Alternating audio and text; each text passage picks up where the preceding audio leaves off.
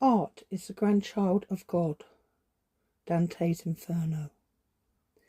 Today I'm going to reflect on beauty and art and the relationship between this, our hearts, and our longing for an entity greater than ourselves. If we look for it, we can see beauty all around us, in creation itself. We can also see it in art, music, our imagination, a kind word between strangers, a new life, the love between two lifelong partners. We can find these moments hard to describe. They happen in the innermost part of our hearts. For me, I find the feeling of beauty when I'm in the mountains. I can remember travelling into Austria by coach. From the lowlands of Bavaria, the land gently rises as you enter Austria. A few times the mountain tops have been shrouded in mist, and suddenly, when it all goes clear, you see the huge snow-capped peaks. I cannot describe the feeling, other than being intense and filling my heart. Perhaps you can think of examples too. We are drawn to all forms of art, for the beauty of its appearance or sound, and also symbolism. The Lampedusa cross is an example of symbolism. The cross is made from the wood which originated from a migrant boat that caught fire and sank off the small island of Lampedusa in 2013. Its cargo was some 500 people seeking sanctuary in Europe. Tragically, 311 of them lost their lives.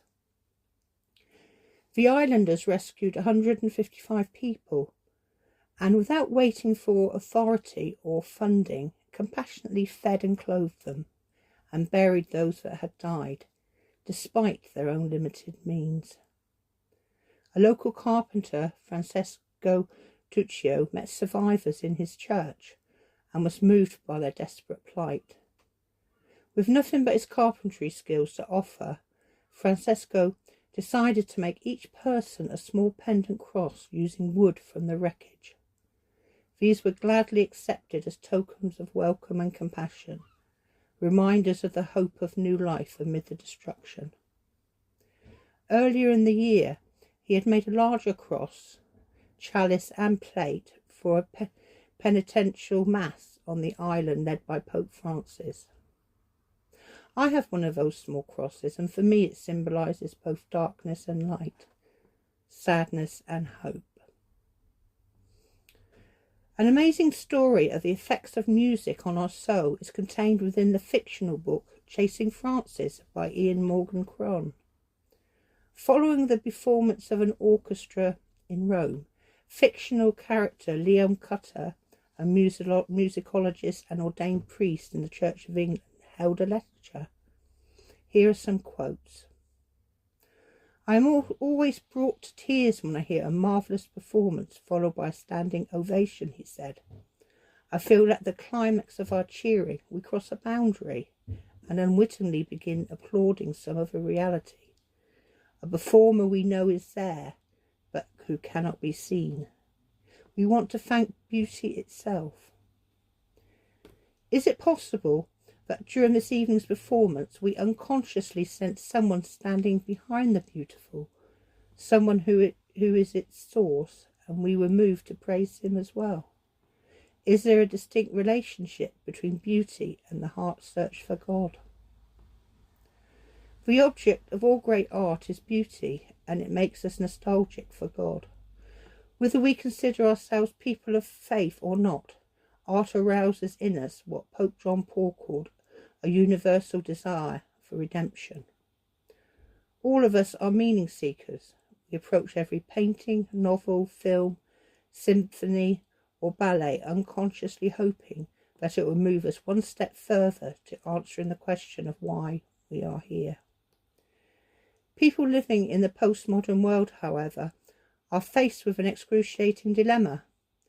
Their hearts long to find ultimate meaning, whilst at the same time their critical minds do not believe it exists. We are homesick but have no home, so we turn to the arts and aesthetics to satisfy our thirst for the absolute. But if we want to find our true meaning in life, our search cannot end there. Art or beauty is not the destination. It is a signpost pointing towards our desired destination. My hope is that throughout future encounters with music and the arts, we will discover this heavenly country we have not yet visited but long to find. This may be a fictional story, but to me it contains such truth. Does the beauty contained in art provide a pathway in our search for the divine? I will finish with a quote from C.S. Lewis, contained in his book The Weight of Glory. The books or the music in which we thought the beauty was located will betray us if we trust to them. It was not in them, it only came through them, and what came through was a longing.